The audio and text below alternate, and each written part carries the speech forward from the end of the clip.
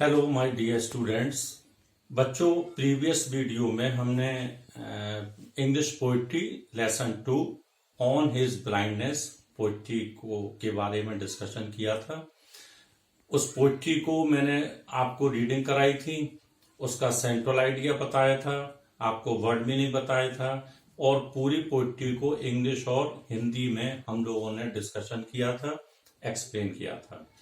आज एक model explanation आपके सामने मैं प्रेजेंट कर रहा हूं। इस मॉडल एक्सप्लेनेशन को आप पढ़िएगा, अच्छी तरह से लर्न कीजिएगा और एक होमवर्क में आज आपको एक एक्सप्लेनेशन करने को मैं दूंगा, उसको आप होमवर्क में कीजिएगा। बच्चों, ये जो ऑन हिज ब्लाइंडनेस है, इसका फर्स्ट वाला जो ऑक्टेव का फर्स्ट पार्ट, इसको हम आज एक्सप्लेनेशन करेंगे इसका। देखो बच्चों, on his blindness John Milton, इसकी रीडिंग हमने पहले ही आपको कराई थी।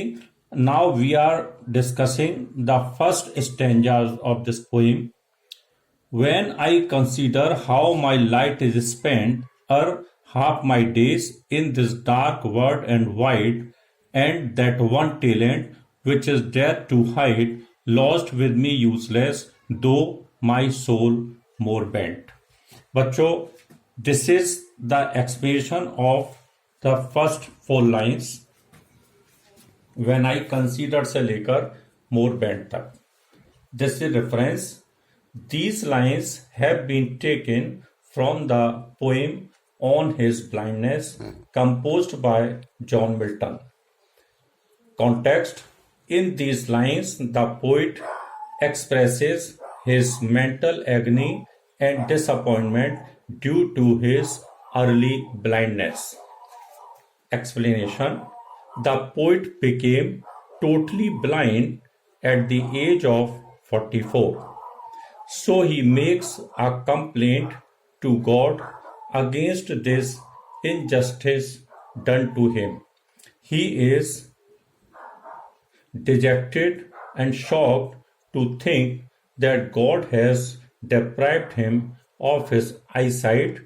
Now he cannot use his poetic talent due to his premature blindness, which is equal to moral death for him.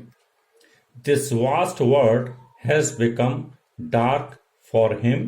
He was just composing poems in the glorification of God, but this poetic talent rests useless with him, whereas half of his life is still left to live. He is undone, though he wants to serve God.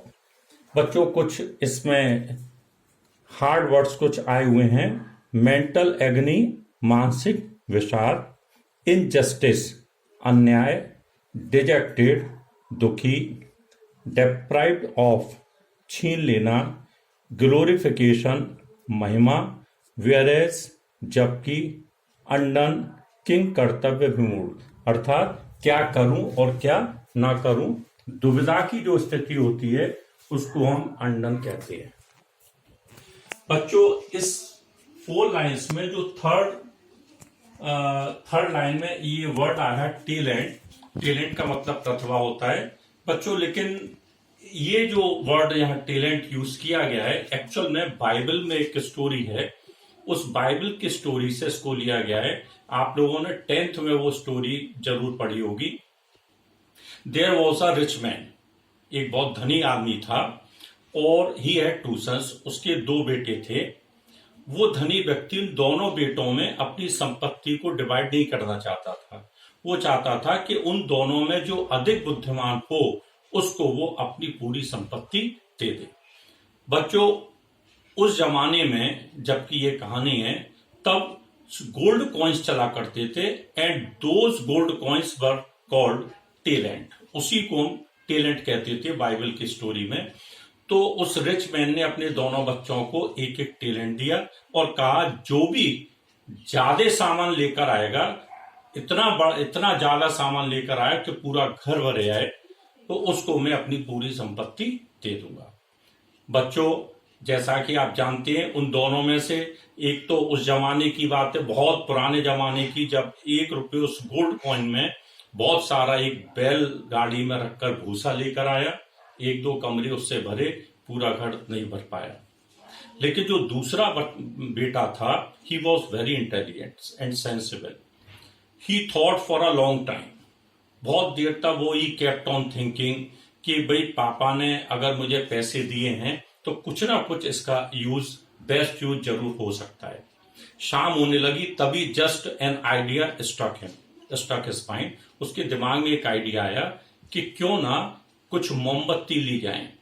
तो ही purchased a number of candles with that one talent, और घर पर लाकर उसने हर कमरे में वो candles लगा दी और पूरा घर प्रकाश से भर गया।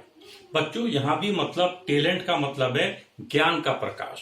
जो पोइटिक टैलेंट पोइट के पास में था, वो उससे प्रकाश फैलाना चाहता था। He wanted to compose poems in the glorification of God, in the praise of God, लेकिन अनलकली ही बिकेम ब्लाइंड और वो उसको यूज नहीं कर पाया।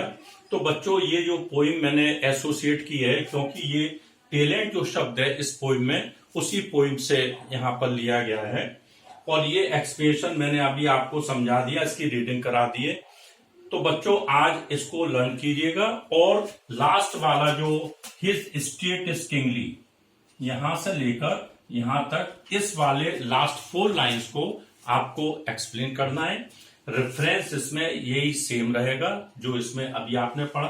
कॉन्टेक्स्ट भी इसमें आपको अपने बुद्धि से आप चेंज करिएगा कि किस तरह से लेखक ने, कवि ने, और इसमें लास्ट लाइन में क्या चीज बताई है, और एक्सप्लेन करके आप मुझे अपने जो व्हाट्सएप नंबर है उस पर सेंड करिएगा। बच्चों, now today I am closing this poem. ये पोएट्री आज समाप्त होती है। अब नेक्स्ट वीडियो में हम डिस्कशन करेंगे एक स्टोरी का, जो आपकी शॉर्ट स्टोरी जो बुक है उसमें से एक लेसन हम उसको नेक्स्ट वीडियो में शुरू करेंगे। Till then, goodbye, happy learning, और होमवर्क जरूर कीजिएगा। Thank you very much.